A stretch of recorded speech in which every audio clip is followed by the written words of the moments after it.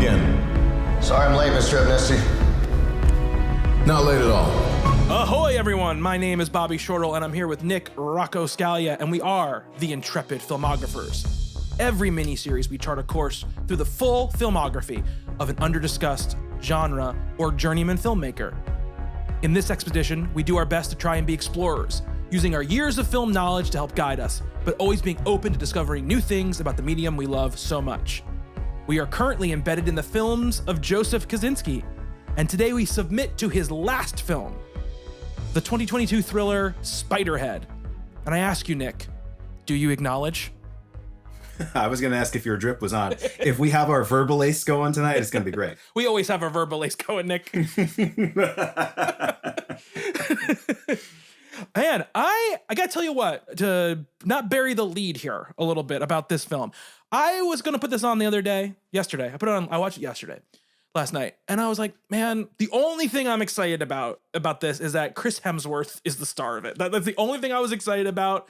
I'm fascinated by his career. I really like him as a movie star. I really like him as an actor. I think he's funny. I think he's interesting. I think he's got, in another era, would have been one of the guys, right? If the guys still existed, if there was like a crop of movie stars. And I was like, okay, but that'll get me through it. And I was like, but I'm probably not going to like the movie very much. I got to tell you, I kind of really liked this movie. I'm kind of with you, although I will tell you, complete opposite thing, right? Like, I'm fine with Hemsworth, Chris Hemsworth, right? Mm-hmm. I get them confused. Don't even start. No, there is only one.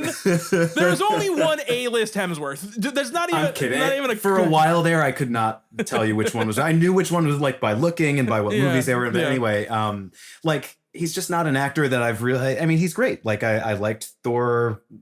Not the last one, but the one before Ragnarok. that. Sorry, Ragnarok is great. Yeah. But like, he was like the thing about this, or I was like, whatever. But I did the fact that it's a New Yorker short story by George Saunders and it's a Joseph Kosinski movie. I love sci-fi. I love like anything. It kind of had that 70s sci-fi sort of feel, I felt like, where you could kind of get away with some weird subversive stuff. It had like a little bit of like a dark comedy kind of satirical thing going on. So it's definitely in my wheelhouse. I wouldn't say that it was one of the better movies in that genre I've ever seen, but it's definitely a genre that anytime anyone makes something within that, I want to see it. And the fact that Joseph Kosinski has never done really anything even close to this before, I was pretty pumped for it. And I didn't hate it. It's an uneven movie. And I think as we get into the discussion of the movie, bit by bit, I think like the first sort of half is much stronger than the second half.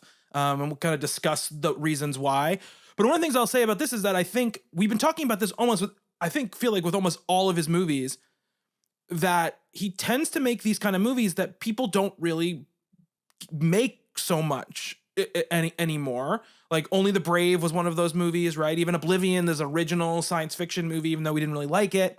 The sort of tone and tenor of Top Gun Maverick. And now this, you don't get, I would say, mid-budget thrillers, but this was not mid-budget at all. It somehow cost like $100 million.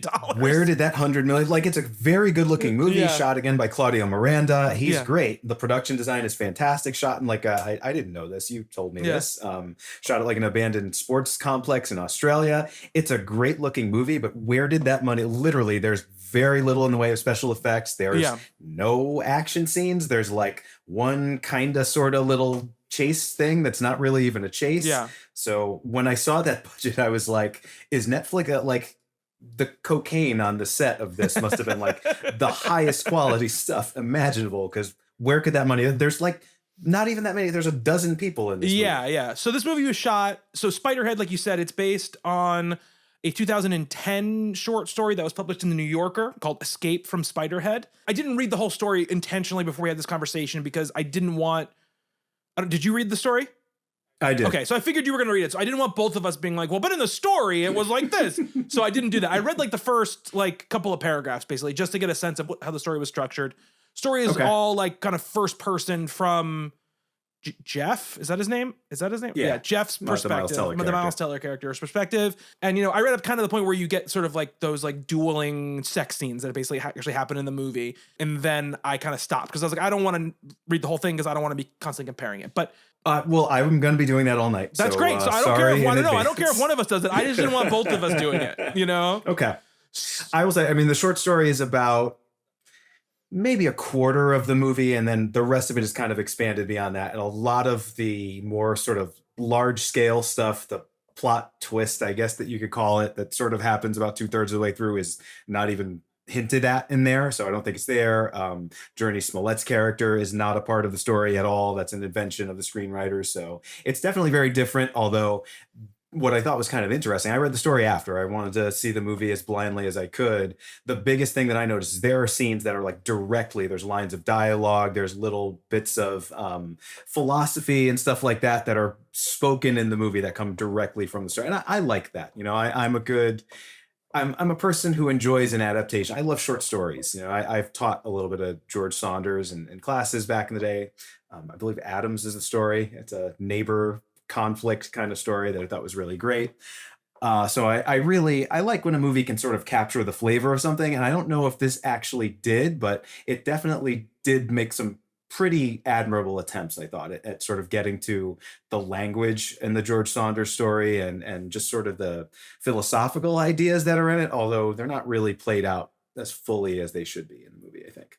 That the story's in 2010. It's a New Yorker story. Crazy. The New Yorker has like a production logo at the beginning of this movie, which is like, I never have seen that, but like neither. You've got to imagine like that preeminent short story publishing magazine, and they've got that cool logo, and the production company's like, how come there hasn't been more of these? And maybe a movie like Spiderhead is why, but yeah.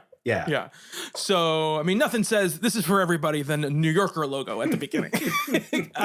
Right. It's a Netflix movie, so it's made for like the widest possible audience. Like, you know, you can't even shoot them in a way that's like a little bit off from very, very mainstream looking stuff. But here's like a very esoteric short story that we're trying to promote as a science fiction thriller. Like, you called it that. I almost called you out for it earlier. I wouldn't call this movie a thriller in any way whatsoever. I mean, we'll talk about it. I think the movie is positioning itself as a thriller, very much so. But we'll talk about it as we go on. It began development in 2019. Was written by Rhett Reese and Paul Warnick. They're a writing duo, most known for the Deadpool series, Zombieland. They wrote on the Joe Schmo Show. They wrote Life, like as we just talked about. They're a writing team that they work a lot. They do a lot of different stuff. So they write the script, and the project gets sent by a producer, Eric Newman, and then also gets hooked up by Chris Hemsworth and his sort of like production company. So it's sort of a Chris Hemsworth project. He sees it, he likes it, he decides he wants to play, you know, the villain role in the movie, and then they start looking for a director. This came to Kosinski before Top Gun Maverick production had started. He'd already been hired to be the director of Top Gun Maverick, but if people don't know this, there was a big thing on the set of Mission Impossible Fallout. Have you ever seen that movie when he's like doing that run across the top of the building and he jumps buildings? Tom Cruise broke his ankle jumping from building to building, and they had to sort of like shut down a lot of production and delay production on Fallout, which pushed Top Gun Maverick back. And at that time, Tom Cruise kind of said to Kosinski, look, go make this movie, and then when this movie is done, we'll get going on Top Gun. Like, I don't want you to, I know you really kind of have a connection to this. Don't walk away from it. And Kosinski was like, it was just too tight a window. I didn't want a chance pushing Top Gun back farther if now my shooting schedule went, you know, too far. So he puts it on hold. And then when Top Gun's over, it still hasn't been made. And he kind of gets himself reattached to it. And then, of course, Top Gun's kind of post-production, because of the pandemic, gets pushed, kind of elongates, right, into the time frame where he's going to be shooting Spiderhead. But he ends up making Spiderhead in late 2020. And it's early 2021, so it's like between November and January. It's about 40 days of shooting. It's all shot in Australia. They get a bunch of money from the Australian Film Bureau to make it. Like you were saying, they build and I was watching it, so this gives me Severance vibes. And sure enough, Jeremy Hindle, the production designer, worked with Kosinski. And I think a lot of the money goes to this, which we're going to say, right, is the entire interior set is actually one big connected set in this sports complex. So all the rooms connect to all the rooms the way they look in the actual movie, which I think is really, really cool. It allows them to control the situation a lot. It allows them to kind of go with the guidelines of the COVID shooting stuff at that time. That's why it's 40 days of shooting over like almost 4 months, because they can't shoot every day at that point. I was going to say too, there's like a lot of movies, you could almost call it a genre unto itself. I wrote a review of something years ago. I called it COVID core. Not too many years ago, because we're only talking about like post 2020, but it's like these movies that are made under these conditions. So they're all very different genre-wise and story-wise and things like that. But you have this limited number of actors. You have basically one location. You can tell, like, going back, maybe 10, 20 years down the road, we'll be able to do like an assessment of the COVID movies, right? Yeah. I thought COVID Core was great. I really wanted that to catch on. I don't think it has. I don't think people want to say the word COVID anymore, Nick. I think maybe that. Well, this was a few years ago, so I thought maybe it had a chance. That was going to be my thing. That was going to be like my claim to fame was COVID Core. But I do think it's a very sort of specific way of making movies, and just a very specific thing that these movies do, that especially when we don't have to really think about that anymore, we're going to be able to look back and identify them. I mean, I saw this right away. Like I wasn't even aware of the circumstances of it when this was made. It's like, oh, this is one of those COVID movies. Not that there's anything wrong with that. I think it's interesting, these little periods in film history that are sort of directly affected by the circumstances of the time, like stuff made during wars and things like that. And this is one of those. So I just, all those little things along the way, I always sort of enjoy. Yeah, it's interesting. I mean, it's just interesting because it's like they don't make movies in this way anymore, with this small of a cast, with these contained of locations, with these big of actors, with like A-list celebrities in them, for sure. Exactly. So I think that's what belies that what you're saying, like your COVID Core example. And so they shoot it there. They build the sets in Australia. They shoot all the exteriors in Australia. They built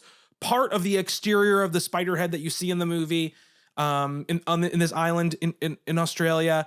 And they filmed there for 40 days, and it cost $100 million. And yeah, we're going to talk about it. There isn't that much, again, surprise, surprise, this movie that probably no one has ever spoken about very much outside of like the couple days after it was released, because it is a Netflix movie. So they go to the graveyard once they come out, for the most part, unless they're just giant smash hits. There isn't much information about it. I did end up watching I tried to find interviews with Kosinski talking about this. And I read some interviews, and they did their usual sort of like press rounds. So there's like, Zoom interviews with all the cast, with Collider, and with all the other kind of like. There's a New Yorker story that's basically just patting themselves on the back for having published the original story. Like, hey, this is going to be on Netflix, and if you like it, you should go back and read in the New Yorker. They give you the issue and everything. I don't know. It is available free, and I don't know. I feel like if you're at all interested in this movie, read it at some point. It's a really good short story. And in fact, a lot of what you can find on this is architecture magazines and architecture like slanted stuff being like, let's talk to Kosinski about how he designed this thing. Because this thing is designed to the teeth, right? And it has this, I think I mentioned the dossier that they talked about, the designer talked about having all the walls be sort of canted, so it felt sort of off-putting, but at the same time using all of these like warm colors and sort of this mid-century modern sort of like furnishings and looks and stuff like that to make it feel homey and warm, so that you sort of had this competition between how the thing looked and sort of the menace that sort of you can feel at all times brewing sort of under the hood of everything that's going on. Kind of the same vibe I get from shopping at IKEA. Right. Yeah, exactly. Yeah, absolutely. Yeah, absolutely. Oddly reminded me a lot of a movie that was a huge hit on Netflix that came out last year, which was Leave the World Behind, the Sam Ismail. Oh, I still need to see that. Like thriller, which is also like a kind of a very small scale thriller with huge, amazing cast, right? And I feel very similar about the two movies, where I feel like there's issues in both movies, but it's just nice that there are these little kind of smaller scale, I'm going to call it a thriller, Nick, type of thing. All right. I don't know what else you would call it. Like, it's not a drama. It's a dark comedy? Yeah. Well, it's not funny. It's not funny, though. I think tonally it has some major issues, and I think that makes it very difficult for me. But like, I don't know, I never felt, there's like a couple of moderately suspenseful scenes that we kind of know how they're going to play out. So I never got like, well, whether or not you were thrilled by it doesn't mean it wasn't constructed as a thriller. But like, I know that Joseph Kosinski is a good enough filmmaker where if he wants you to feel some tension in a scene, he can do it, right? And I never felt like he was going for that here. But we'll get into all that. I was going to say the movie that, and it's been so long since I've seen it, since it's not good at all, but like, wasn't Michael Bay's The Island very similar to this in some ways? Well, I mean, there is a lot of, yes, in some ways, but The Island is more like Logan's Run type of vibe.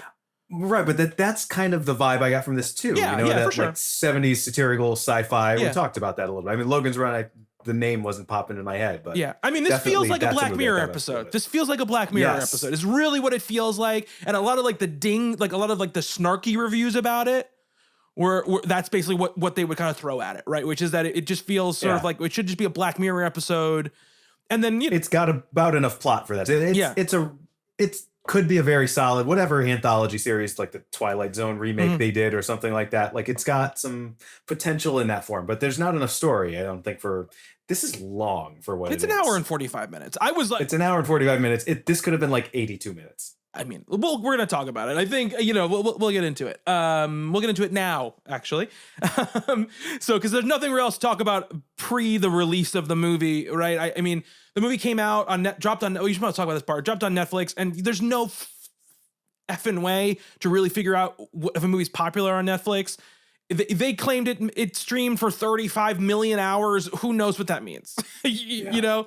Right. I mean, when I started watching this, because I know Netflix has data on this, I know YouTube does too. Like when you put something on and turn it off after 5 minutes, like how long do you have to actually have it on your screen for it to count? Not that long. Essentially, not that long. Right. So it's like I feel like people shut this off pretty quickly. Like when they saw that it just the vibe of it was what it was, and Hemsworth was doing the thing that Hemsworth was doing in this movie. I feel like a lot of people that were watching it just for him were probably like, okay, I've seen enough of this, and let's move on with our lives. See, I disagree because I think the first like 30 minutes, we're going to talking about the actual movie now. Oh, I think they're good. I think it's really strong. Don't get me wrong. I think it's really strong. I think they're a little off-putting. Yeah, it is definitely off-putting. I mean, intentionally so. But I think if you were watching like the autoplay trailer for this movie, I think the trailer does a pretty decent job of being like, this movie's going to be kind of weird. Oh, I haven't seen it. Okay. Yeah, the trailer is very forward about like, this is a weird, there's something weird going on. It is very much trailered like Black Mirror, which is obviously another Netflix, series. It's playing on those vibes for sure.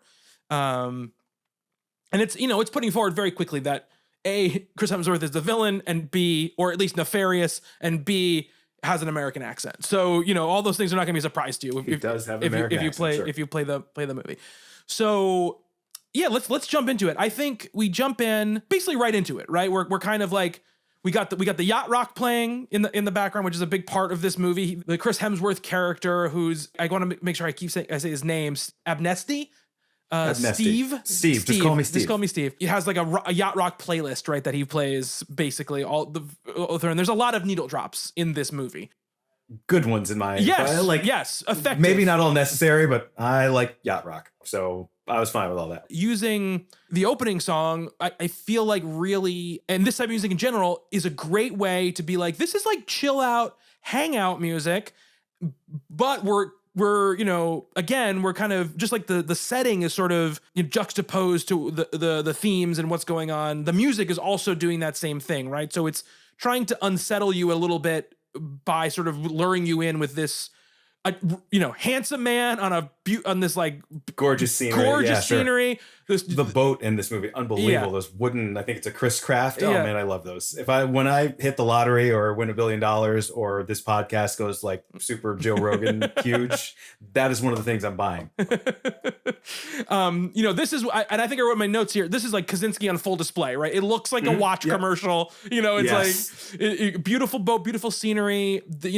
Hemsworth looks like a Lacoste model or whatever. He's got like those sunglasses. There's a lot of, considering this is a chamber piece, it really is. I mean, it's one setting. It's a lot of conversations in rooms. It's a prison. It's in some sense a prison movie, and yet we still get a ton of like landscape footage and just gorgeous outdoor scenery. I mean, there's so few outdoor sequences, but it's like they're all just absolutely beautiful. Well, the most ridiculous one is when Teller does the phone call. And he's like on top of a mountain, and there's like a helicopter shot spinning around the mountain, and this the most beautiful like thing you've ever shot. seen. Yep. Yeah, exactly. Yes.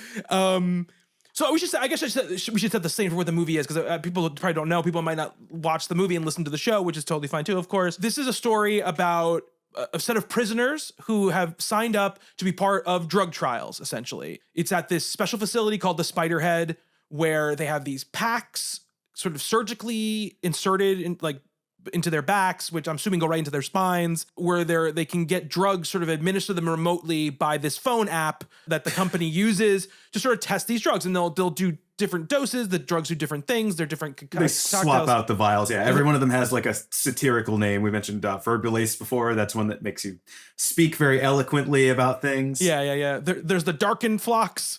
Darkened Phlox is the big one. That's kind of the one that drives the plot of this movie, which just makes you feel as horrible as you could possibly feel. Like you hate everything there is to hate about life and you want to kill yourself, that kind of thing. And these prisoners, in exchange for this sort of beautiful prison, right? It looks like a 1940s luxury hotel, I guess. It kind of, that it kind of has that vibe to it. And or maybe 60s, luxury hotel type of thing going on to it. It's got a little bit of a Bond villain lair 100%, kind of thing going on. Yes. It's also called the Spiderhead. Right. Well, that's another difference from the short story because it's never really explained in the movie. But in the story, the idea is the control room, right? It's like the panopticon sort of idea where there's the head of the spider and then the rooms where the subjects sit there's 8 of them and they're all sort of strategically placed around it. The movie doesn't do that for some reason, which I feel like that would be a cool visual. And this is more of a boxy looking contraption. Yeah. I mean, it's got 3 rooms around it or whatever, but it's a 3-legged spider. Yeah. I mean, I think they're just like, we can't have, I think they wanted it all to be real in camera, right? So I don't think they probably couldn't do a full like set of rooms all the way around, and then it also would have looked a lot like a G.I. Joe. Yes, it would have looked ridiculous. And him and Hemsworth just spinning around like looking at everybody. So they basically live in this really prison. There's no locks on any of the doors. They can go, except for the front door, basically. Yeah, basically no guards, no locks, a total freedom. Like even the company that's running this thing, you can interact with them anytime you want. And you don't really have to consent, right? Like you have this pack implanted into your back, but they're going to ask you every time. And you can say no. It's like, when a cop pulls you over, you don't have to do everything they tell you. You probably should. It's one of those sort of situations, but it's interesting. Like, do you consent? I acknowledge that that's said a lot throughout this. So it's a very unique prison setup that almost doesn't feel like a prison at all. It feels more just like a medical experimentation facility. And we do learn that these characters have for criminal backstories, a little bit less harsh for the Miles Teller, the protagonist of this, than in the story. But, he's responsible for some pretty nasty stuff. Yeah. So they come to these drug trials and essentially they're living out the rest of their sentences, however long they are, here until they're done. It's run by this guy, Steve, who's played by Chris Hemsworth, who he plays himself off as a member of this company that is taking orders from other people. I mean, we're going to spoil the movie anyway. The spoiler is he's the head of the company, right? He is the company, basically. And so all these experiments, all these things he's doing, all the harsh things he ends up doing are all his own devising, right? So, and that's where we go over it. Miles Teller is our main character. He is, this character who's had, like you said, a sordid past. He had a drunk driving accident, which led to the death of people that he loved. And now he's here. And then we have a couple other characters. We only really learn what one of the other people really did, right? The Jurnee Smollett character is the only one we really get like a full explanation. We get like the rumors of what everybody else did in that conversation between Smollett and Teller, but we don't get like the full on with everybody else. We spent a lot of time with Steve and Jeff. Like they have such plain names. Steve and Jeff to start it out, right? We're getting a lot of sort of the everyday of what happens at the Spiderhead, right? They take this guy out, they give him this drug, they take him to this like garbage dump and pump him full of this drug that makes him see it as this beautiful, wonderful place. And they're sort of like taking notes the whole time, and they take him back. And then we get into this like whole, like, what's the life in the prison like, right? And he interacts with this Jurnee Smollett character who is like the cook, and we see sort of how the life goes along. So we can break it down beat by beat, but I'm wondering how you felt about this whole opening of the movie. I thought it was really intriguing. I mean, the vibe is definitely a little bit offbeat. There is, I think, the comedy, if there is comedy in this movie, and I don't think there's a lot of it, particularly from the Deadpool writers. I was expecting a little bit more winking and nodding, that kind of stuff. But I think the lighter-hearted stuff is all in this opening sequence. And, that scene you were just mentioning, right? Like what these drugs do. Like, I guess in some sense, this is a drug movie, too. It's a prison movie. It's a drug movie. It's like a Milgram experiment type of situation, right? That's very absolutely. much like what it is. Yeah. Yeah. Yeah. But we get a good sense of that. Like, I think it's all established very neatly, very well. I mean, it's like, I texted you about this when I was watching the movie. It's not a weird movie in the sense that you're not going to understand what's going on. Like, it explains everything that it's doing very, very clearly. It's not trying to pull the rug out from under you at any point. There's no like major twist like, oh, you think it's this, but it's actually this thing. There is a twist, but we've mentioned it already, right? It's just, the role of this Steve Abnesti character, just the fact that he's not a functionary of this company. He's not just the guy running the facility. He's the entire company, which we never see like anything else, by the way. It's him and his assistant. I forget his name in the movie. In the story, it's Verlaine, supposedly in the movie. That's also his name, but he's never called Verlaine, or like once he's called that.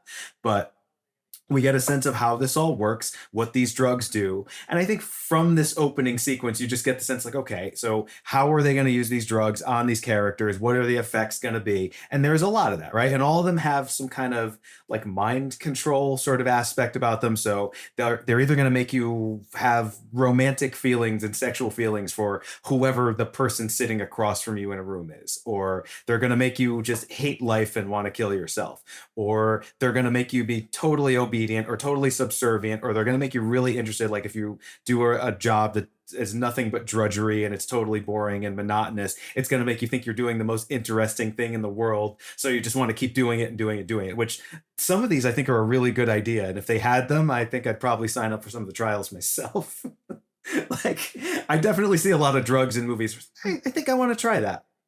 The one in Dread, I want that one. The one that makes time last like really, really, really long. I'm sure it wouldn't be fun for too long, but I'd do some of that, Cersei Lannister drug from Dread. But anyway. For sure. By the way, the song at the beginning is the Logical Song by Supertramp. I couldn't remember the name of the Supertramp song it was. That's the song that opens the movie. And I think it's such a great way to open it, like I said. And right away, I think Hemsworth is totally locked in this movie to what the tone of the movie is and to what the attitude of the story is 100%. I've never seen him play a character like this. Like, he's played bad guys before. Like, he plays a bad guy in Furiosa and he's insane in that movie, right? But here he's playing this kind of character that we are all too familiar with in our lives right now, right? He's a tech bro. He's like your quintessential tech bro, but he's kind of fun about it in ways that they don't usually. Movies want to just make these people as cold and evil as possible. And he's like weirdly likable throughout, even toward the end of the movie. I'm like, yeah, this guy's pretty charismatic. He's extremely charismatic. And I think, but I think that's the smart thing they do, which is that, because until these guys get like called on all their bullshit and turn into like these weird, angry, like right-wing trolls, they start out being like, hey, I'm just like a fun dude, and like, yeah, I make all this money, but I want to use money for good stuff. You're talking about real life. Yeah. And they're playing him in that way. Like, he's got this, like, he's super dangerous because he's got the delusion that what he's doing, the ends justify the means. And this idea too that somehow he's also kind of friends with these people. And I think he says that, and I think he really believes it. I think when he's like, I think he really likes Jeff. He really likes Jeff too. Like, yeah. Jeff is the one he keeps making do all these drug trials, and yet it's because Jeff is like he just likes hanging out with him. That is the person he wants to be interacting with. There's the interrogation room or the testing rooms, like the way this is set up. It's just a very cool visual thing it does, where there's a glass wall between them, and it's kind of like a one-way glass thing, but the test subjects can see in, but there's a desk that's kind of just a couple of feet. It's not like a whole floor up, but it's just like a few feet up, so you can see the person on the other side of the desk. But if they squat down even just a little bit, it's like they're not even there. And I think that's just an interesting design choice. Again, not something they really do in the short story. Like, there's a lot of cool little touches like that kind of expand on the world of that I like a lot. And yeah, like it seems like, although he kind of keeps that arm's length sort of distance from most of the rest of them, with Jeff, it's like, no, come on in. Like, let's hang out. Let's talk. I'll come to your room. Like, they make a big deal out of that too, right? Like, no guards, no walls. You can go wherever you want. He's a little bit peeved. Like, if one of his test subjects kind of walks into the control room right in the middle of a trial, he gets like moderately incensed about that. But he's like, just don't do that next time. It's never like, all right, I'm kicking you out of here, or, we're going to have you torture. We're going to put you in the hole or something like that. Like, it's a pretty chill prison. I did see one of the reviews, I think it's Finland, that has those like very sort of nice, classy, clean prisons. We saw them on the news like a few years ago, and they're like, I think it's sort of inspired by that. And yeah, I see that. Although this is even nicer than that. It's like living in an IKEA that you can't. And leave. what I like about his performance too, and it's the writing of the character as well. I feel like, you know, there's early on when he and the other guy, again, I want to remember what the hell the assistant guy's first name is, what they call him all the time. It's the actor's name. I don't have it. I'm looking right now. I'm just gonna look because I for some reason I didn't write it down, even though I meant to.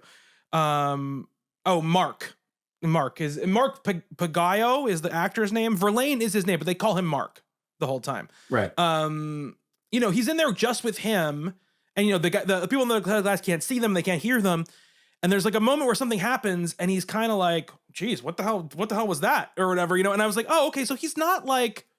It's very early on. I was like, so he's not like some sort of cold mastermind, like he has everything planned out and he's pulling all the strings all the time. He knows exactly what he's doing type of guy, which I kind of assumed that was going to be the thing before I saw the movie, right? But even when I saw the trailer, I assumed like that's what we're going to get, right? We're going to get like, he's just pure evil underneath some sort of like charming veneer, right? Yeah.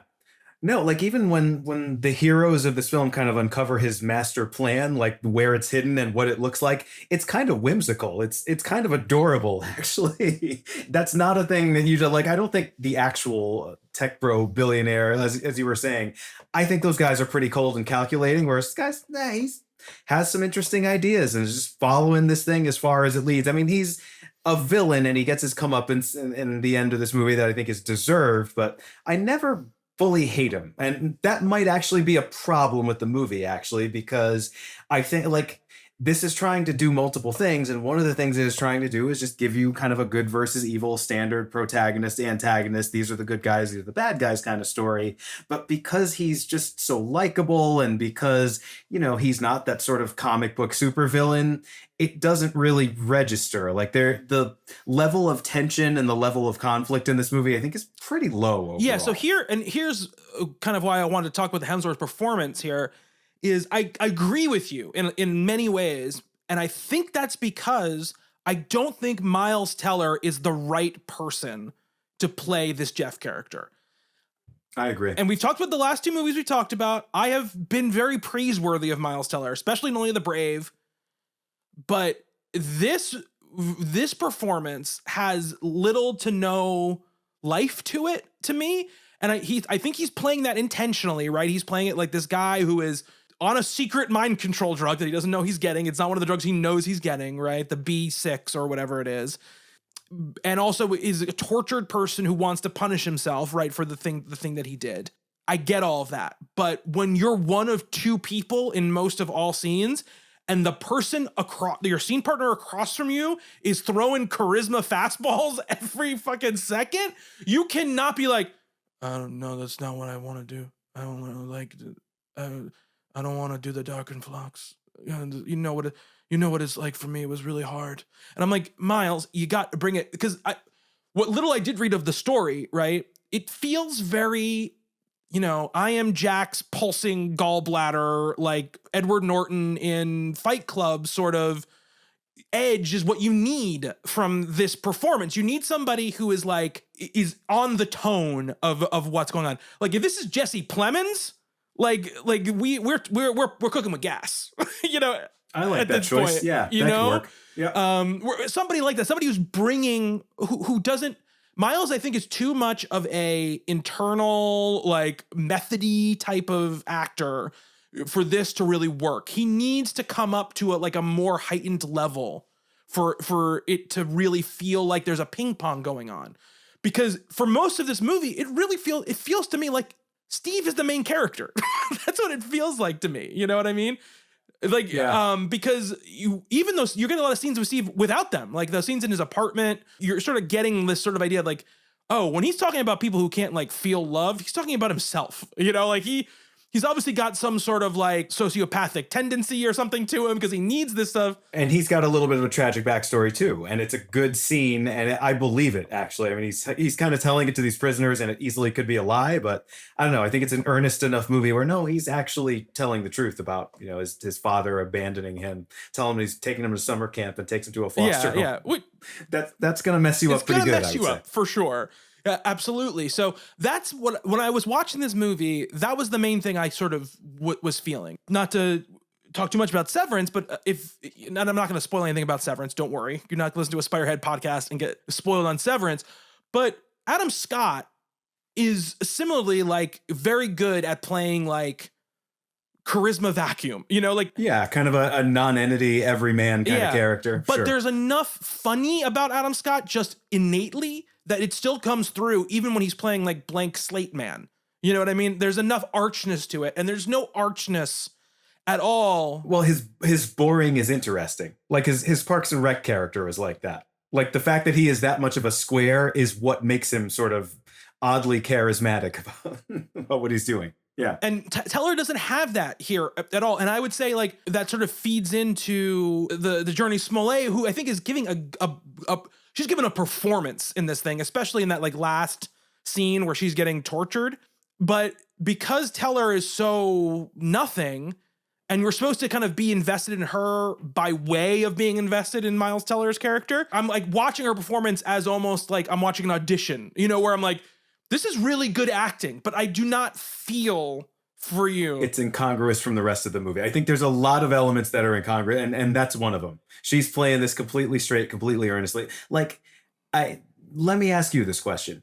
I think this movie would have been a lot better if it was a lot weirder. Like, I do feel like the rough edges of this are kind of sanded. And not that the short story, again, not to keep talking about that, not that that has like some crazy things in it that are like, oh, you could never put that in a movie. But I do feel like, we were talking before the show about like a Jean-Pierre Jeunet or one of those filmmakers who can kind of do dark and funny and offbeat, like a Terry Gilliam kind of person, I think would have had a lot of fun with this. Whereas Kosinski, as much as I like what Kosinski does, I feel like he never sort of nails down what this is supposed to be. And it does have this sort of very mainstream feel about it that doesn't really suit the story at all. So we have these kind of dramatic scenes like you'd see in a straightforward, earnest movie like Top Gun Maverick or Only the Brave, and they really just don't fit here. Like, that's not what I want out of this movie.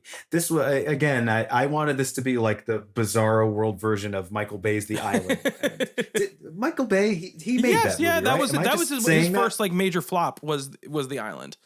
Okay, I wasn't sure if he just produced it or if he was. Yeah, no. He was the guy on The Island. That was a huge flop. But I agree with you. It could have been weirder. But I also don't think it's that many degrees off from a genuinely enjoyable, good movie. I just think that if the performances are tuned a little differently, like the cast is done, you got to cast it differently. Teller can't be the guy. It's got to be somebody else. I know he loves Miles Teller, but Teller can't be this guy. It's got to be somebody who is interesting to watch just doing nothing on screen all the time. And you've got to find somebody who can not necessarily do the same energy as Hemsworth, but someone who can be as interesting as him when they're in scenes together. Like, I think that, again, the guy who plays Verlaine, I think he was good. Like, he had a little bit of that like offbeat energy to him throughout most of it. And at the end, which I think is the worst part of the movie, where the movie sort of becomes much more generic. That character becomes more generic, and it kind of is a shame, at that point. And so you needed more heightenedness in the performances for that really to sing and to work. I think when you're seeing this stuff through the eyes of the Steve character, I think a lot of it works. Like the sex trials, I don't know what else to call them, are like... Was that a Maze Runner movie? Yeah. It's the porn parody of the Maze Runner the movie. What's it? The Scorch Trials? Yeah, the Scorch Trials. I think those scenes are very heightened, right? Because we've got like both the sex scenes are not meant to be like really erotic and sort of serious. They're very funny. They're like that 70s European look what we can get away with sort of art film sex scenes that are not necessarily meant to be erotic, but they are, they're funny. They're over the top. They're really, really sort of heightened. And I don't know. I enjoyed those scenes a lot. And then when things get kind of dark and scary in the testing room later on, I think those scenes are really good also. But they don't sort of fit together, but because this movie is what it is, they both sort of work. And I think it's what you're saying, right? Because we are mostly seeing those through the eyes of, from the control room, rather than these very earnest sort of scenes like where these characters are interacting outside of that setting, in their quarters, in the prison, their rooms, as it were. In the kitchen. Well, we had a lot of that as well. And this sort of common area that we have, lovely little moment where this big hulking dude, Rogan, his name. He was fitting the vibe. I was like, okay, this guy is like he's reading the George Saunders book that this story came out of. Like, I like little touches like that. And I think go harder on the satire. Like, that's the other thing. Like, this movie feels like a satire, much like a Black Mirror, but what's it actually satirizing? Well, I mean, I think it is satirizing a couple of things. Is this about big pharma? Is this about sort of... I think it's about the type of guy that Chris Hemsworth is playing. I think it's definitely commenting on that type of guy, right? These guys that like kind of think they're sort of godlike, right? Who think that they can solve the world's problems through money, and like they're the only ones, they've got like the key because they're so smart and so rich, and they're superheroes basically. They're living superheroes.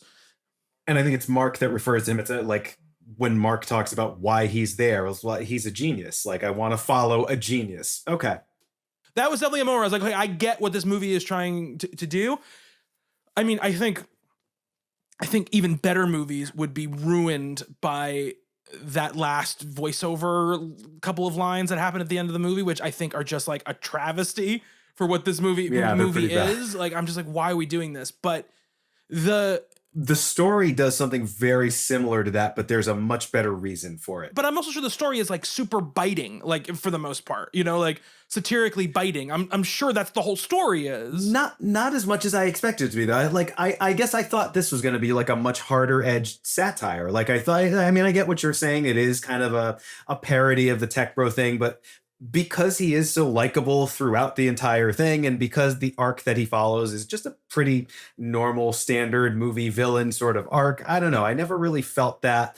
There's philosophical ideas in this movie that I think are really interesting, right? Like, there's this moment, it's way late in the movie, whatever, we're not really going in order here, but there's this discussion about free will, right? Because as I said, all these drugs have this mind control property about them.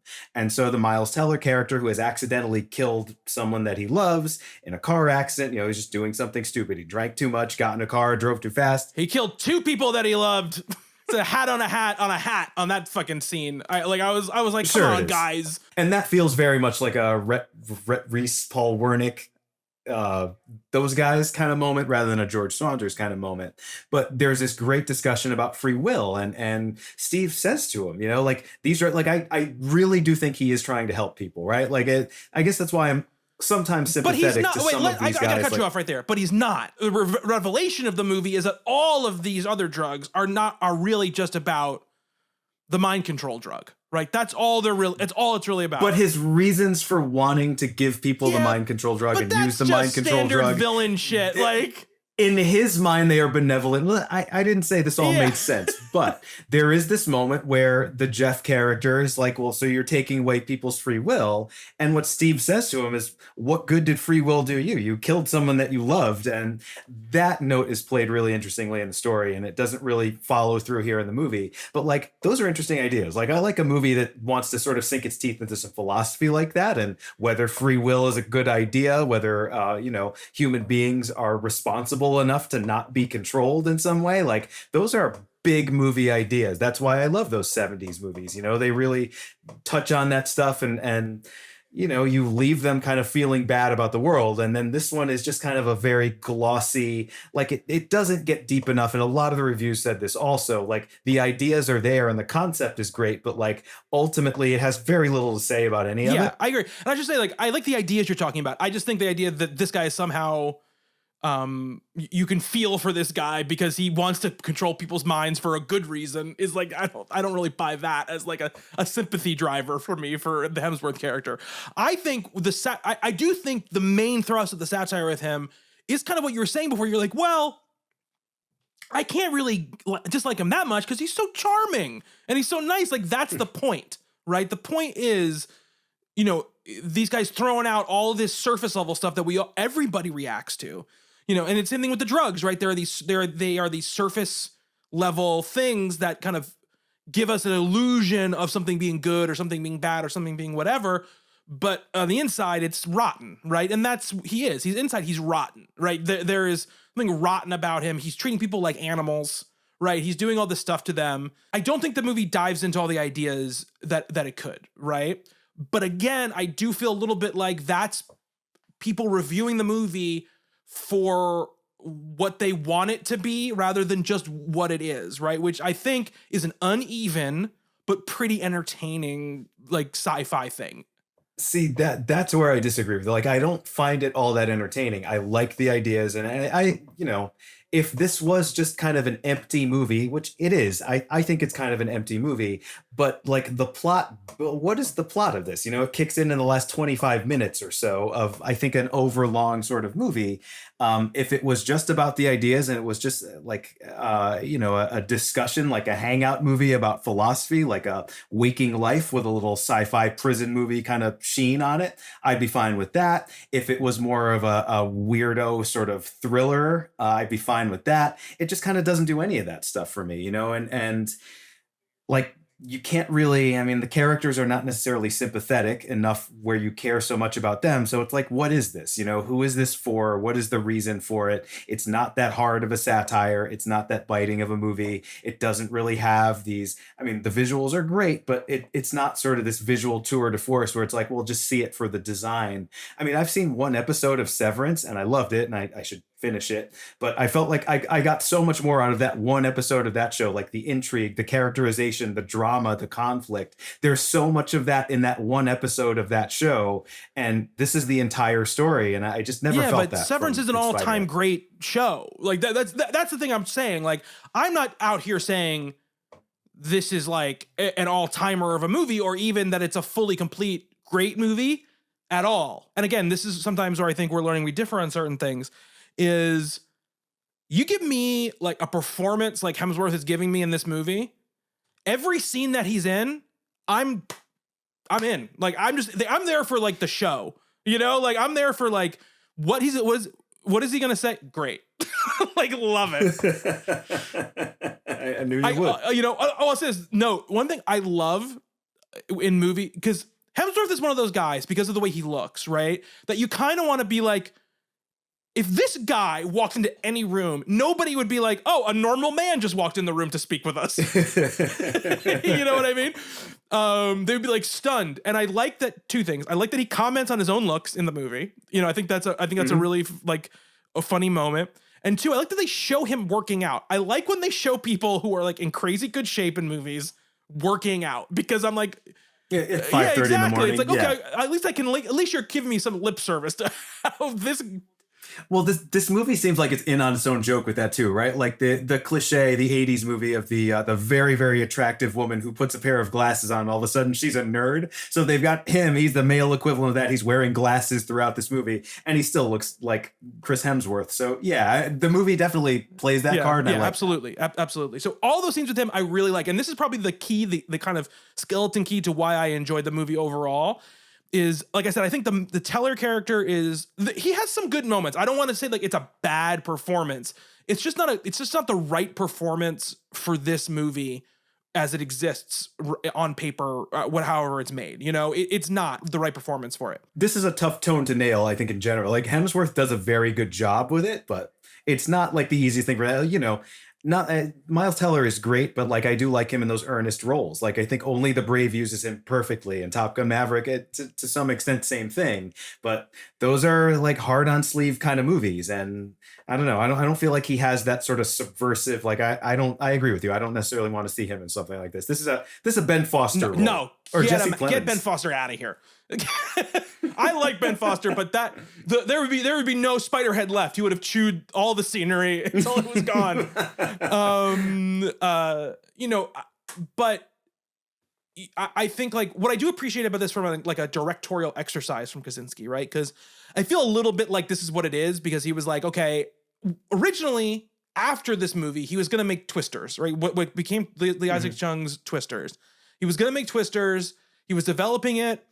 And then along with the studio was like, we kind of want this to have like a Lega sequel type of vibe. We want one of the characters to be related to one of the characters from the first movie. And he was like, I don't want to do that, basically, which is so funny because he did Top Gun Maverick. But he's like, Lego sequel? No, I can't. I can't be a part of this. He also did Tron Legacy, for God's sakes, But he's like, no. So that's why they moved away from him on that. But he spent a lot of time developing that movie. So, he has never said this anywhere, but it feels to me like, okay, Top Gun Maverick is done. I've got this other big movie that I'm going to be spooling up on. He thinks like he was interested in working with Hemsworth because I think he likes working with different kinds of movie stars and trying to figure out like what it's like to work with those people. But also like, this won't take that long to shoot. It's be self-contained. It won't be this big, huge, unwieldy production. Because he's never done anything like that, right? I mean, we've seen all of his movies now. He is a big movie guy. He starts his career with Tron Legacy, which is just a, visual spectacle, epic movie all the way through, from like the openings, even the parts that could be a little bit more contained and a little bit more character drama. He blows right past that and gives us this like entire world that he creates. And he doesn't say like, not that Oblivion is great, but he does the same thing there right after that. So I definitely get the appeal to this for someone like Joseph Kosinski. Considering that they built this prison, this whole place, I feel like he doesn't really take advantage of that as much as a director of his caliber probably should. Like, I don't know, all the rooms are connected, and yet I never really feel that. Where is the tracking shot that kind of takes you through this entire place? We never get it. And I think the reason for that is, to speaking to your COVID core thing, is I bet you most days there was no other actors there. And I bet they had to like limit how many people could be around each other interacting. And I bet long tracking shots in a place full of people were probably hard to pull off at that time. That's my guess anyway. Then why build the whole thing? Because I think he's just obsessed with that shit, man. I think he's just like, maybe, yeah. And like, I appreciate that thing. I appreciate that. Like, even if it's not necessary, I appreciate the commitment to wanting the thing to feel like a real lived in space. Well, we've got another Joseph Kosinski man cave in this movie. Yeah. I think every single one of his movies has the Joseph Kosinski man cave. It's Steve's apartment, which is like the head of the spider. I would love to live there. Everything. So it's Maverick's hangar. It's this apartment. It's the Tron character's place. The under shipping the bridge container. There. The apartment in Oblivion, and then the hideout in the middle of the mountains. Whatever. Like the firefighter's base is kind of one of those places also. So yeah, every one of them could be like a GQ meets Architectural Digest kind of thing. And that is him. For sure. Absolutely. The other thing I do think is interesting is, I think, like you're saying before, I think he's trying to not do the big heart on your sleeve thing in this one, right? He's trying not to do like, we're going to give big speeches about, what it means to be a man, or what it means to be a pilot, or what it means to be a firefighter, or playing the football game good, like none of that stuff, right? He wants it to be a little bit more, like you said, that old, like kind of like 70s vibe of, cerebral, more cerebral. But he thriller. Can't completely do it, which I totally agree with you. Yeah. He cannot completely do it. And that's why, and I think when he tries to put that stuff into the movie, I think that's where the movie mostly stumbles and falters, right? Agreed. Yeah. Like I think there's a universe in the movie where you play off both Jeff and the Jurnee Smollett's backstories with a little bit more of like a mean edge to like how they're being perceived, and I think it comes off way better in the tone of this movie.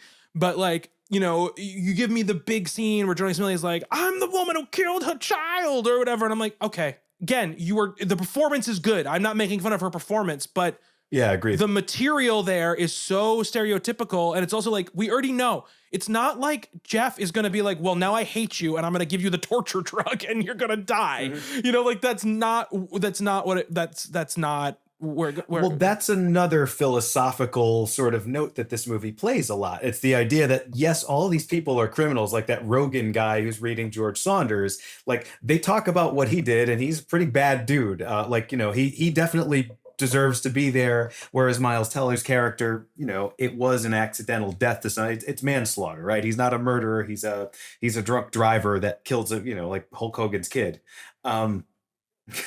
Would be an interesting addition to this whole milieu in this movie. But like, there's this thought that like we meet these characters, and one of the big things, as I said before, one of the things that drives the plot is there is this drug called Darkenflox that is basically, you're torturing someone with it. Like, as soon as you administer that, you're putting them through the worst, worse than any sort of prison sentence could possibly be. And again, that's another thing that Steve kind of tries to justify. He's like, well, you don't know what these people did. I know what they did. And like, if I could tell you what they did, then you wouldn't feel so bad about, making them feel as bad as a person could possibly feel, which is interesting, right? It's the death penalty argument. It's like how far, like it doesn't bring anything back if you kill someone, if you put them through that. So is it worth doing? And the movie kind of addresses that. There's a few moments that make you think about that, but then yeah, I don't know. Because the Miles Teller character is so sympathetic, and because he's not that, we kind of want him to get out of this okay. Interesting, like in the story, he has a relationship with his mom. Like he's, one of the privileges, one of the reasons he's there. Like I get to Skype with mom on Fridays, and Steve's like, I'll take that away from you if you don't cooperate. So, I'm kind of surprised this movie being Joseph Kosinski Ernest, where's the mom character? Maybe they just couldn't shoot that, or maybe that was cut out or something. You're absolutely right. But I think what I love, and again, keep it back to Hemsworth here, when he's doing those scenes where he's like, if you knew what she did, you wouldn't even care. I'm like, he just seems so petty and so like shitty in those moments. It's like that scene. The one scene where I think Jurnee has a really good scene is that scene with him when he's like, I'm going to go talk to the committee and see if I can get you to not have to give him the Darkenflux. And then he goes out and just talks to Jurnee character and like bullshits with her where he gets coffee. And he's like, yeah, I saw your file and I would have been like, you can't help but judge a little bit. And I'm like, man. Well, that's the car salesman. Like, yeah, let me go see if I can give you a deal. I'll go talk to the manager. Yeah. It's exactly that. Like he does have that kind of car salesman vibe about him, which I like. Yeah. And then he goes out to like, give mental anguish to just a prisoner for no reason, and then come back. Like, I really like those. That's when I think that, like I said, the tone I think is getting it right. Like one of my favorite scenes is that first scene. So after the two sex scenes, right? He kind of brings him in for like the first like sort of, the trolley problem almost like experiment, right? Where he's like, here are both the women that you had sex with. Like you have to give Darkenflux to one of them or whatever. Right. Just to see if you have residual feelings for either one of them or it's just the drug. And I think, is it during that scene where that guy is in the other room, like stuffing his face with fucking like food or whatever? I don't remember when that was. I remember it very well because it's pretty gross. Or whatever. Yeah. He goes like, ignore him or whatever. And I thought that was like that is like, that's funny, right? That's heightened. There you can feel like the Deadpool Zombieland writers thing sort of happening, right? Where he's like, or the guy burps and he's just like, don't worry about him. We're going to talk about this now. And I'm like, this is all really good, right? He throws up and it's like, how do you feel? Yeah. Hungry? He's like, all right. And he just starts eating again. Starts eating again. That stuff is really good. And then I wish it was a different performance from Teller, but I do like that scene where he's sort of, what's really going on with this guy best, right? Where he's like trying to tell him to give Darkenflux to one or the other one of them. And he's like, he's got his book out and he's like, see, you helped us. You helped us learn a little something about the love drug or whatever. I liked all of that. His little notebook, he always shoves in that thing and locks the cabinet and everything. And I do think that scene where Heather stabs herself in the neck is genuinely pretty affecting. Like that was the one really. I like that actress. I don't know if I've ever seen her anywhere before, but I thought that was a pretty good performance too. Yeah, that was one scene where I felt the stakes and I felt the pressure, and I really liked because they had Teller on like that drug or whatever, where he really like he was the verbal X or whatever it's called. Right. And he's like, she's gonna hurt herself, and I did this, it's my fault. And he's being so calm about it. Right. And he's just kind of, but he's like expounding on it in this very sort of philosophical, very erudite way. Yeah. I really liked that a lot. And I think there is also where, again, knowing now that the whole set is all connected, the time it takes Hemsworth to get from the control room to the test room and back is like a big part of that scene. Right. And it's like, he's just running, like he's running across all, like you can see him running around the hallways and again, you're right. They could have just faked it, right? He could have just faked it, but I like the idea that he didn't want to fake it, right? That there is a time and it takes to go, Hemsworth really has to run from one room to the other room. And I love that they show the video feed of him and he's like stopping running when other people are around, almost like he's a kid in like a school hallway where he's like, he's running. And then somebody's coming, he like pretends like everything's cool. Like, no, I'm not freaking out about anything. And then he runs again. Now that I'm thinking about it, so in the control room where they're actually watching the test subjects, there's this beautiful spiral staircase behind him, which is a thing we've seen in other Kosinski movies as well, which I assume leads up to his apartment. But we never actually see him, like, there is no shot, do we? Going like up there or down there? Yeah, for sure. Yeah, absolutely. I don't remember that at all. Okay. Absolutely. Well, I love the spiral staircase. Yeah. I guess is what I'm saying. Yeah, absolutely. Wanted to see it used more. Yeah. I thought that scene was really good, and I like that, like the actress as well. I like the performance in that. It's a scene we've seen before, but I think it is because of the way Teller is sort of narrating it, and just the way it's played is not exactly the way we've seen it before. So yeah, it's a pretty good moment. Again, we said this before, but I think all those scenes where we actually see the tests happening, they're the best in the movie. Like the sex scene, the self-mutilation scene, the laughing scene that opens it up when he's like. That's great. Great scene. A really great scene. Oh, right. We didn't talk about the opening scene where this character that we barely see, is being told like the worst dad jokes ever, but he's been, the levels of this drug in his system that just makes you laugh at everything have been jacked up to such a level that he thinks they're the funniest thing in the world. And then they're like, okay, this next one's not a joke. It's just a fact. And then it's about like the genocide in Rwanda. And the dude just like starts laughing his ass off about it. It's like that's the movie I kind of wanted this to be. And I know you can't necessarily review a movie for what you want out of it, but like if that was the darkness and the level of humor throughout this entire thing, I think I'm on board for this. I want that vomiting scene to be way grosser and more over the top. I want more of that. I want like 70s excess throughout this entire thing. Like this feels like it likes those sort of subversive 70s movies, but also it has a foot in that Netflix, like this is for everybody. We're not gonna see, I rock don't the think boat it's the too much Netflix here. thing. I think so prescribing the Netflix thing to it, I think is wrongheaded because modern sensibilities. Yeah, I think it's a we'll say. Kosinski Not thing. necessarily. I Okay. think he's buttoned up. Like we talked about this. He's a very serious guy. I don't think he's a very satirical guy. You know what I mean? And I think part of it. No, I don't think you'll ever see full frontal nudity in a Joseph Kosinski movie. No. But like stuff like Shitfinger, like that stuff is like the woman who was putting her shit all over the walls or whatever. Yeah, and I want more of that too. I'm like, give me more. I guess I want this. more of that, although I don't want that specifically. I could have lived without all of that. I mean, I think, but Although there's one funny reveal at the end involving that. yeah, with the woman when she chases him with the shit all over her hands is hilarious. Shitfinger, it's you. It's you. Okay, fine, but I don't think it earned And that. he had sex with her, like, whatever, with her shitty hands. And I do like again, it's one of these scenes where, again, all these scenes get better when you insert Hemsworth in for a second. That scene where the two of them are at the table, right? And they're eating and they just kind of like had sex or whatever. And they're realizing they're in love or whatever. And they're up late. And he's like, you guys are up late. And he's like kind of getting his stuff or whatever. And then he's like, you might want to stay out of the community food. And whatever, like, oh right. Oh yeah, we got to do something about the community snacks. Yeah, community snacks. Yeah. I was like, this is good. Like, this is what this is more stuff. I want more of this stuff as well, right? But I think there's enough of it for me where I'm like, okay, I enjoy those parts enough. Where the stuff that's disappointing is disappointing. Don't get me wrong. I'm not saying it's not. But I was more like, I was propelled because I was waiting to see the next testing scene because I knew it couldn't be that far away, right? We're never that far away from the next testing scene, right? So, well, again, the pacing is pretty good in this. Like, I think that is a thing throughout the Kosinski filmography. Every one of his movies, like, I've never been bored at any point watching any of his movies, which is, I think, a pretty impressive thing for a filmmaker. I know there's moments there. You talked about Only the Brave. Only the Brave There's is a little bit long. Some slow sequences in that. I think this one's over long too. Yeah. But there's never a point where I'm like checking my watch, hitting pause, like how much left do I have here? And to me, like that's a pretty big thing, especially nowadays. Like I think a lot of filmmakers, it's just whatever.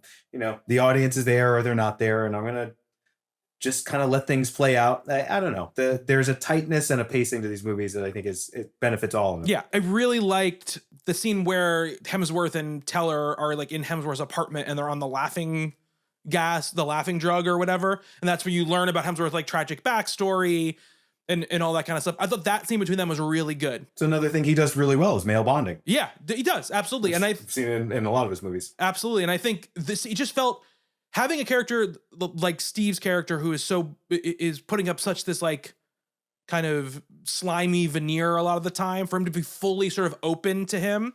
I really enjoyed that quite a bit because it doesn't really seem like he has an angle there, right? Other than he wants. No, and I was saying before, there's a sincerity to that scene. And I think that's very hard to play. Like it's a very good performance. Again, as I said, I'm not the hugest fan of his, but I like him in this movie. I do think he's capable of things beyond, he's more than Thor. He's so much more than Thor. I wanted to run through this really quick, and we can in this because I don't think I have much more to talk about this movie. So, I can run through this.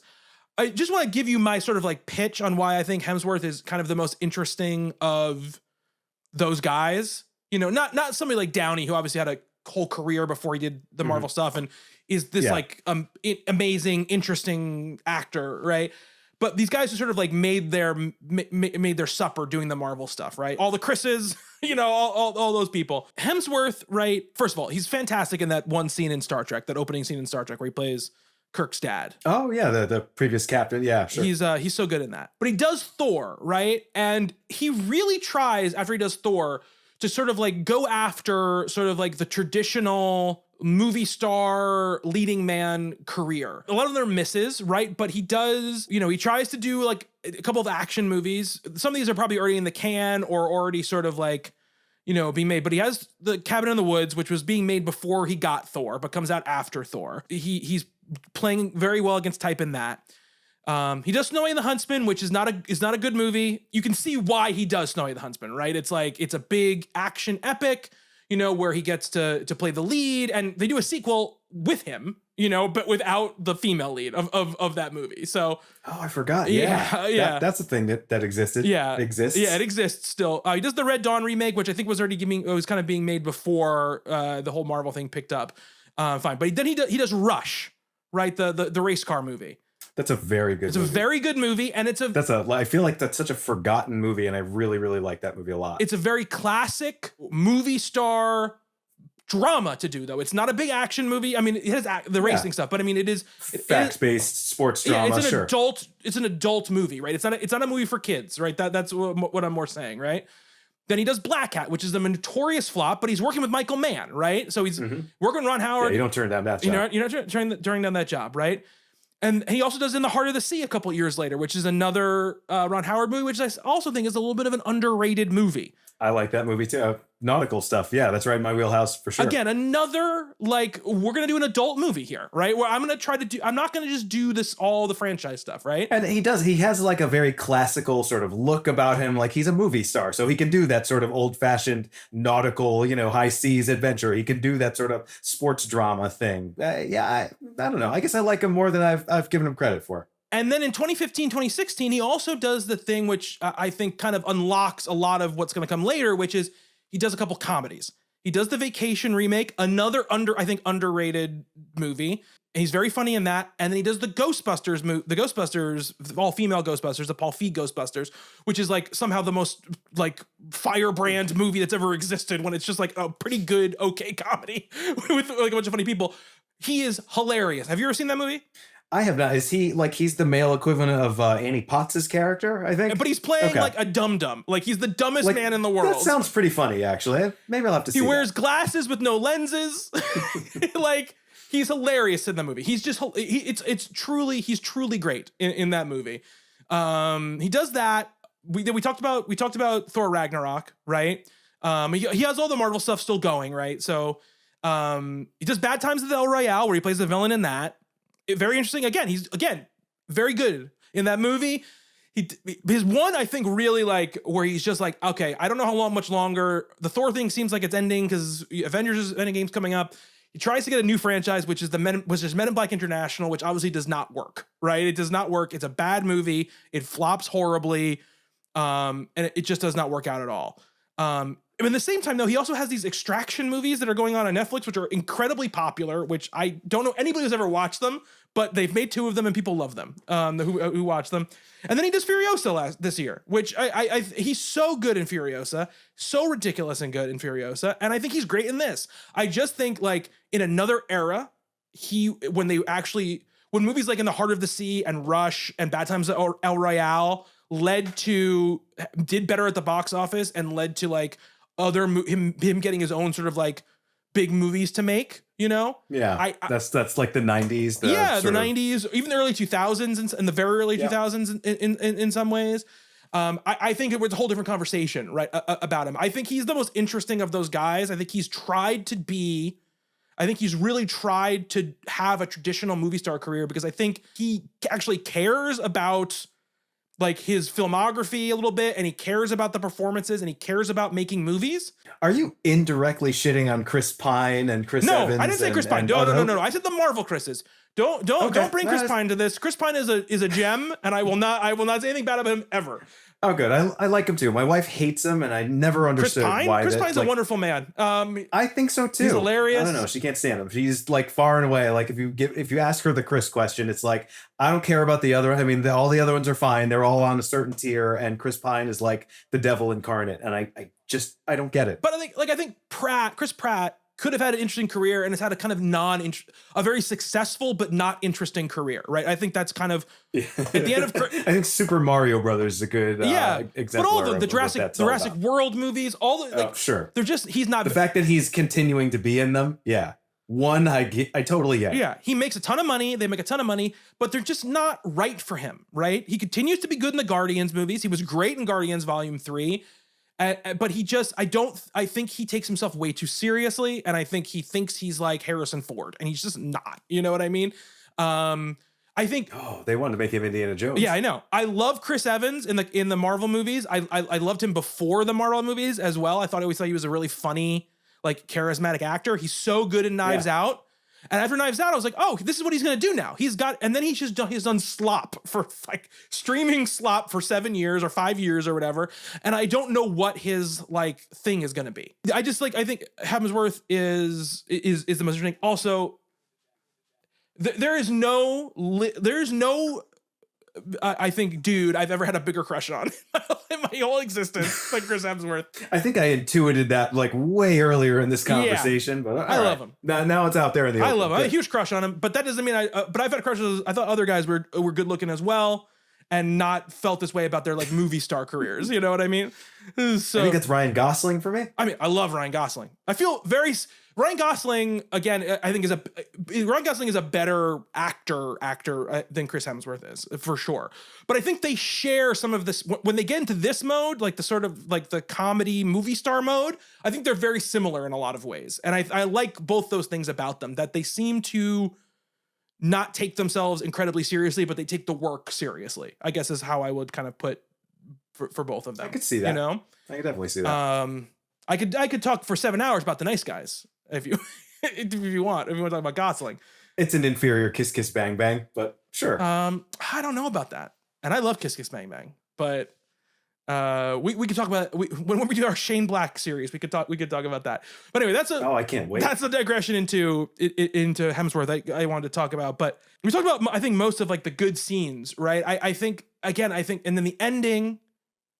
When Hemsworth crashes the plane into the mountain, I think that scene's great. Oh, I love him in that moment. Yeah, I'd like if the movie just ended there, perfect. Well, even the shot of the boat kind of driving away from this explosion, like it's this nice sort of 80s action movie kind of thing that it does. Like it feels like a almost like a direct-to-video kind of thing, like an Andy Sedaris movie or something.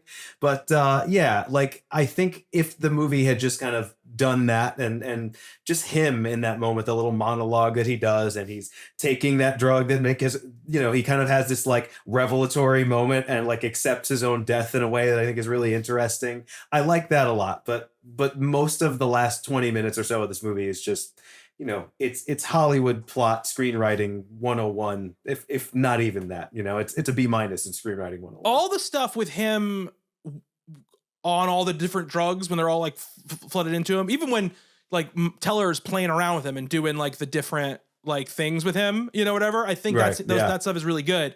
And when he kind of gets his like pack crushed and like all this stuff starts flooding and he's going through all the different things and he's doing like his little announcement thing on the, on the loudspeaker. I like all his performance there. I don't need the fight where they're punching each other. I don't need them like escaping out of the Spiderhead, like when all the other like inmates are like going after them or whatever. I just don't need that part because I know that they're going to escape. There is no doubt in my mind because of the filmmaker who's making the movie and just the way the movie's been going that they're not going to get out of that door. They're going to get out of that door.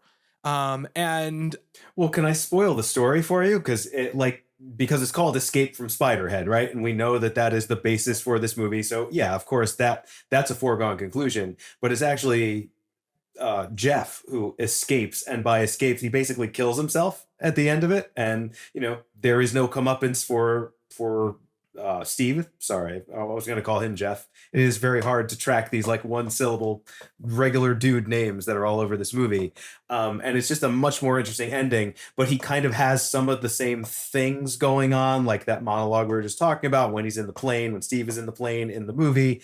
That all is kind of Jeff's thing in the story. And I think that's just a more interesting ending. Obviously, it doesn't do the sort of Hollywood third act thing that you have to do, but for what Spiderhead or Escape from Spiderhead is supposed to be, I think it works so much better that way. And it is kind of a darker, more cynical, more interesting ending that we just don't get here at all.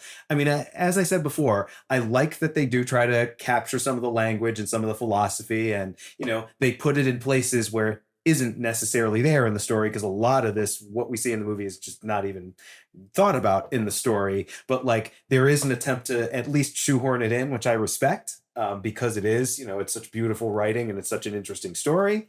But I just like, as soon as I saw those police boats coming up, you know, that the authorities are swooping in and they're gonna end this whole experiment. Like, it's the one that they show the boats on a screen. I'm like, I hope they didn't actually have boats. I hope those are CGI and we never actually see them. I mean, it costs $100 million. It better be real boats. Yeah. Well, I didn't know that at the time, so I was like, okay, maybe they just got some stock footage of some boats. But no, we get the beautiful Joseph Kosinski shot of these boats like pulling up this beautiful Australian coast. I'm like, okay, I guess they just had to do it. Yeah, I agree. I mean, I think, like, I mean, the suicide angle could have been interesting. I don't think it would have fit in the way this movie had been going, but I think if we had if they had just tricked, you know, Steve and had him flood his pack or whatever, and then they had just like kind of walked out, you know, and it kind of been more like, you know, Truman Showy, where it's like, well, we don't know are they going to be okay? Who knows? Like they're going out of this world and what's going to happen, you know, but yeah. And they're both prisoners, right? Like, well, they both did something. Yes, but remember, they throw in that line where he goes like, you were actually released 7 months ago. Like, and she got a parole hearing and she's off. And I'm like, so they're just setting up that they're going to be, that no matter what happens to them when they leave here, they're going to be fine. Kosinski doesn't want us to have any questions in our head, thinking about anything when the movie's over, you know? Yeah. Because the thing is, like, the ending could have been weird and dark because, like, it's not like this movie needed to be in theaters and make $200 million. No, and if you've made it that far into the movie, then I think just go with it. But I bring up Leave the World Behind again. Leave the World Behind has a very weird, dark ending, you know, and I think that this could have done that very much so. That's why I think this was mainly driven by the filmmakers. I don't think this was driven by Netflix or anybody giving them an ending. I think this is the ending that he wanted to do. And I think that it is what it is. And I feel like they probably go like, well, we do need some sort of like action scene at the end or whatever. And I'm like, if you're going to do an action scene, it should have been better than them running through a hallway with people chasing after them, essentially, is like really all that happens, you know, in the movie, in the sequence. Like the Hemsworth crashing into the thing with him talking on the radio is so good. That's all I needed. That could have been the end of the movie. Like you said, and you could see the boat driving off. That's fine. So then we have, and who knows what's going to happen to them. But I was also struck, like, if you're going to bring the police boat angle into it, like, these police are the most feckless people in the world. They just let this guy take off in an airplane. And they're like, oh, look, there's an airplane taking off. And then they just let the other people just drive out on another boat. And they don't say anything. They don't even say anything to these people who are escaping this place. They're coming to, like, you know, to bust the owner of it or what have you. But I really liked that, like you mentioned, the Hemsworth thing at the end where he crashes into the thing. I think once we get to the Jurnee's Filme in like the torture chamber part to the end, I think other than the scenes we've talked about, I think it's just I think the movie falls apart a little bit in that last like half an hour because it just tries to be too conventional in that way. And to me, this movie was never about like, are they going to escape? Are they going to like go be together, you know, like, and I said it before, like the emotional stakes of this movie, they're just kind of not there. So I don't need any of that. Like, I go dark, go weird, go satirical. Just don't, it's unnecessary. And again, the length of this is a problem, not because it's a long movie, just because there's so little plot. And like, once you kind of get what it like, I don't know, maybe this movie needed a little more mystery. It just doesn't feel like it's ever trying to do that. You know, like it kind of spells out for you all of its themes, all of its plot, all of its ideas, and they're interesting. They're always interesting, but it's never like, okay, what more do we have here? You know, even Black Mirror, even a lesser Black Mirror, there's something at the end of that episode where like, oh, holy shit, like that, this kind of recontextualizes things or something. This robot really has a big knife.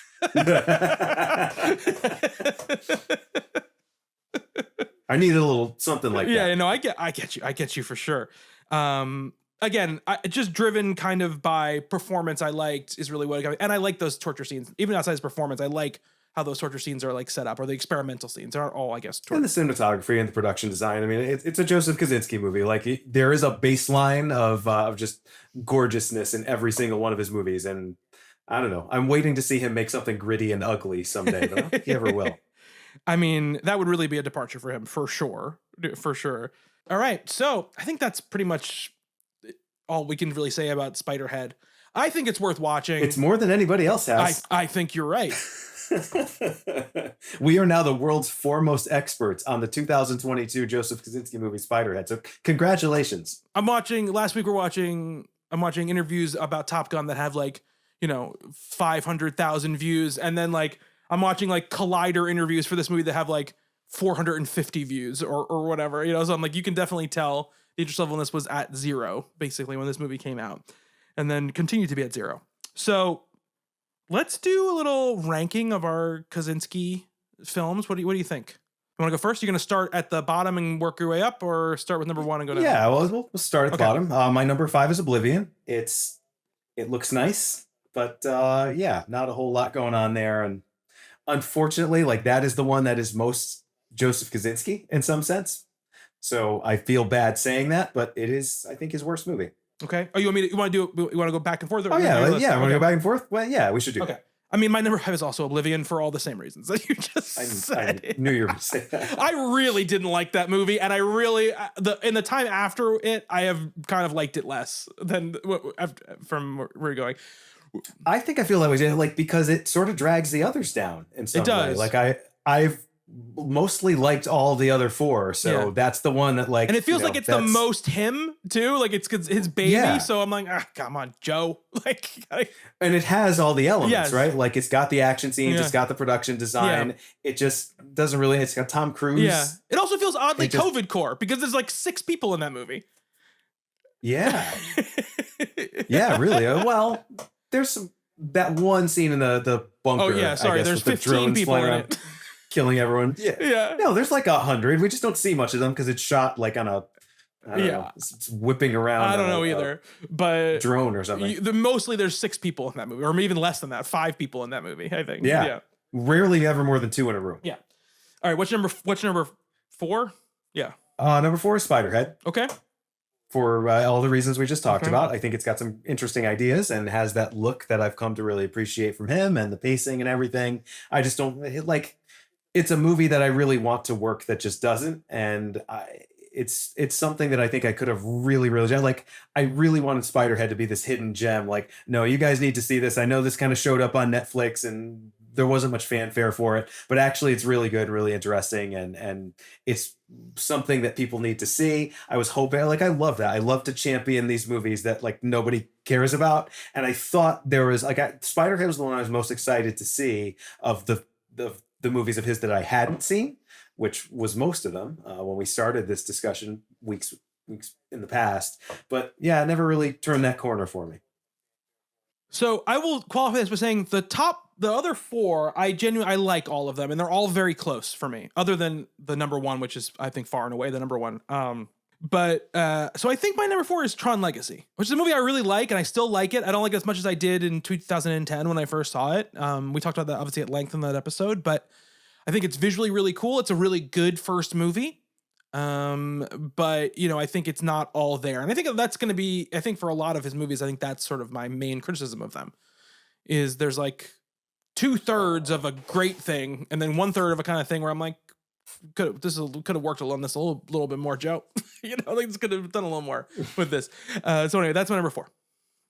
Yeah. My number 3 is Tron Legacy. I mean, I agree with you for the most part, but I think a lot of it was you're just too busy crying at that Olivia Wilde, Garrett Hedlund scene. No, that the fatherly yes. No, it's not. It's literally it's Jeff Bridges watching them have that conversation. That's the thing that just made me so happy. No, I don't know. I thought it was, like you said, it's a very, very strong first movie in a lot of ways. I think he comports himself very well to this like huge budget studio sort of filmmaking that, some people wade in those waters and they just can't hack it. And they never get another job with a Disney or a huge company or something like that. I don't know. Like there was nothing in Tron Legacy that I thought was like my top three, which now we're into, I think they all work. Like there's things about all of them that could be better, but there was nothing in Tron Legacy where it's like takes me completely out of the movie. And there were some things certainly in Spiderhead and very much in Oblivion that were. So that's mid tier for me. My number three is Only the Brave. Okay, I knew you were going to say that. Yeah, I think a lot of the problems you have with Spiderhead, I think I have similar issues with Only the Brave, and it just in like the more like I don't think all the heartfelt stuff works, the way that it should. And so while I like it and I like some of the performances a lot, and I think it looks really nice, it just there was something about just missing for me like the whole time I was watching it. So that's why it's my number three. Okay, that's my number two, Only the Brave, and yeah, I mean, it's honestly like I think Only the Brave is a very, very good movie. Had there not been the number one that we both are going to say is the number one, the number one. Yeah. I just enjoy the hell out of it. It's old fashioned, very earnest, hard on sleeve filmmaking, very, very well directed, great performances, got some of my favorite actors in it. And I enjoyed the shit out of it. Again, not a perfect movie. And we've covered it in more detail than probably anybody else in the world has. We are now the world's foremost expert on two movies that no one cares about. But I don't know. I liked it so much. Plus Jennifer Connelly, sold. Mm-hmm. Number two is Spiderhead. These are all Spiderhead, Only the Brave, and Tron Legacy are all sort of like 3.5 star movies to me. Somewhere between 3 and 3.5 star movies to me. They're just out of 5. Out of 5. Sorry, out of 5. Not out of 4. Okay. Not out of 4. Oh my God, no. Out of 5 because they all have things I really, really like, and I'm like, oh man, I love this. And then, like I said, stuff that I just don't really like very much at all. So they're all sort of mixed bags for me. But the stuff I liked about Spiderhead, I sort of liked more than the stuff I liked in those other two movies. And the thing I didn't like about it, I guess didn't bother me as much as in the other ones. Okay. So that's for me. And then number one is Top Gun Maverick, of course. Which I think we knew. I would have been very, very surprised if going through this process, if we found a better movie in his filmography than Top Gun Maverick, like where did that come from? Wasn't going to happen. And again, I think he is a major part of why that movie is as good as it is. But I think Top Gun Maverick is also, it's this incredible collaboration. Like he's very good at bringing very talented people together, the editing, the cinematography, and the cast in that movie. They're like top tier all the way through. So yeah, I mean, it would be very hard for one guy, even a very talented guy like Joseph Kosinski, to top that. I hope he does someday. I hope he finds a way. Maybe this F1 movie he's got coming out next year, but I feel like he might have peaked a little bit early because he's a pretty young guy and he's got a lot of movies to make. And I look forward to seeing them, from here on out. But I think it's going to be pretty tough to beat, but that says a lot for that movie. It's a great movie. Yeah, it is a great movie, and it's his only truly great movie. I think. I think I'm even with you on that. I really, really do like Only the Brave, but I do think a lot of it is sentimental, and it's me and the stuff that I like. I think it just kind of touches on some things that I appreciate in movies, and it's the kind of thing that you don't see much anymore. And the cast, as I said, the cast that he brought together for that was pretty incredible as well. But yeah, I mean, it's definitely not in the same league as Top Gun Maverick. I'm looking at the cast of the F1 movie. Obviously, we got old Brad Pitt leading it. But Carrie Condon's in that movie. Javier Bardem is in that movie. Tobias Menzies is in that movie. Shea Whigham is in that movie. It's got some good character actors up in there. I will always watch a Shea Whigham movie. Have you not still seen that Dead Reckoning? Have you still not seen Dead Reckoning? No, I have not seen. He's the guy chasing Ethan Hunt in Dead Reckoning. I mean, I was gonna watch it anyway. Yeah, but yeah, no, he's totally so good in it too. He's bringing real Shea Whigham energy. From back in the Boardwalk Empire days, I've been like ride or die for Shea Whigham. He's bringing real. I'm from fucking Brooklyn energy to that thing. Awesome. Yeah. So yeah, we have F1 in the future, but that's gonna wrap our time with Joseph Kosinski. and his 5 films. That's the first of our first exposition as Intrepid Filmographers, but we've got a new one set to go coming up. Do you want to tell the folks at home who we're doing next? Yeah, so we're gonna switch things up a little bit. I mean, not era-wise, right? She's still, we're still talking about the modern-ish era of filmmaking, although this filmmaker that got her start, I guess that's a little bit of a clue to who we're talking about here, before Joseph Kosinski. We're gonna be doing the films of Karen Kusama, who started things off with the indie film Girl Fight, and has kind of worked her way through it. Like, her career is interesting in ways that Kosinski's is not, because she kind of has made some things that really didn't go over well, and some things that, had to do almost a comeback sort of thing. So I think it's kind of a more sort of bumpy road that she's on, but ultimately, like, she's not the commercial, like literal commercial filmmaker that he was, where she did have a major sort of indie non-studio success. She didn't jump right into making a huge Disney sequel right at the beginning of her career. She didn't. She had the indie film first, but then she got thrown into the fire right after that. So just so everyone knows the filmography, and of course we'll post it on socials and stuff like that so people can follow along. But Girl Fight is her first movie. Aeon Flux is her follow-up. Jennifer's Body is her third movie. The Invitation is her fourth movie. She has a short film, which I think we'll try to cover this. We'll talk about it in a film called XX. XX? Yeah. And then Destroyer, which is her newest film. And then we're also going to cover the pilot of Lady Jackets, which is Yellow Jackets. Yellow Jackets, Lady Jackets. What the heck?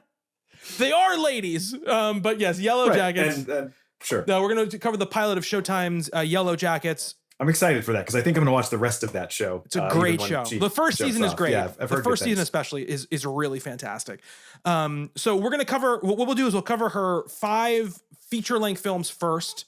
We will do Girl Fight, Aeon Flux, Jennifer's Body, The Invitation, and Destroyer. And then I think we'll do one episode that kind of contains both the Yellow Jackets pilot and her short from XX. As sort of like at the end of that. So, because I don't think either one will be full episode material, most likely. But I'm really excited about talking about her.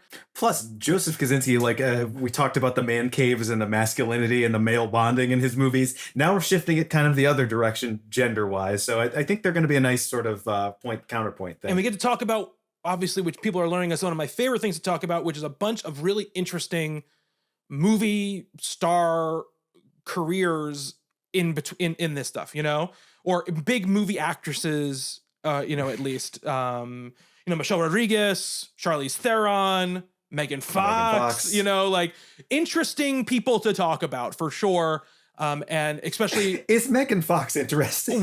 Not saying she's not a good actress, but the career is fascinating if you really think about it, like about what happened, right? So fascinating. Also, of course, Amanda Seyfried is also in Jennifer's Body and one of the leads in Jennifer's Body, and she's had a very long and successful career. She's interesting. Yeah, very interesting. So really looking forward to talking about that. And then what we haven't really settled on who's after Karen yet, but we're going to do somebody a little bit different from these two people. We're going to maybe go back in time a little bit or do somebody a little more specifically genre. We haven't decided yet, but we're doing that. I hope everyone has been enjoying this journey that we've been on with Joseph Kosinski. We've been recording these episodes sort of like, in a vacuum for the last like couple of months now. And, for us right now, we've sort of wrapped this miniseries and the miniseries will now start launching for us. So I'm very excited to hear what people think of it, if anybody listens, and if people do listen, what they think of it. Well, if we still have a world in which people can listen to podcasts, I don't know. It's a very volatile thing happening. I mean, last week we said, like this crazy historical event happened, and look, just wait till next time. I'm sure something else will have happened, and sure enough, it did. Totally did. So who knows? Like, I don't know. Someone maybe will hear this someday in the future. Yeah. If not, I had a good time. Me too. Well, talk about leave the world behind. Yeah. No, you have to watch that just to do it. You can find all our stuff. We're going to collect everything kind of on a Substack. So intrepidfilmographers.substack.com. For right now, I might try to get the, redirect an actual domain to that. But for right now, that'll be that. You can subscribe to the podcast on all podcasting, feeds. But if you go to Substack and you sign up for free, you can, you'll get emails or whatever notifications you want when we post any podcasts, or hopefully we're thinking about, doing some writing and stuff like that as well. So, basically anything that's Intrepid Filmographers will be found there. And it's one good, easy place to find everything. So check that out. And Nick, thank you so much for going on this first expedition. Thank you. It's been a lot of fun. I'm so glad I finally saw some of these movies that I probably should have seen back in the day. Me too. Me too, my friend. Until next week. Thank you, Nick. So what we'll do is I'll say thank you, Nick. You say thank you, Bobby. All right? Oh, all right. Sorry, I forgot to tell you. I'm so Nick. I thought you were just going to cut it off right there. No, my brain is so broken. I'm so used to doing this with people that I've done like 150 podcasts with that like we just do. It's something we always do. My verbally just ran out anyway. They turned it off, and now you couldn't think of the word. You couldn't think of the word, Nick. Like, what is your name again? All right. Until next time, thank you, Nick. Thank you, Bobby. And thank you to everybody who has been listening. Until next time, be good to one another. Later.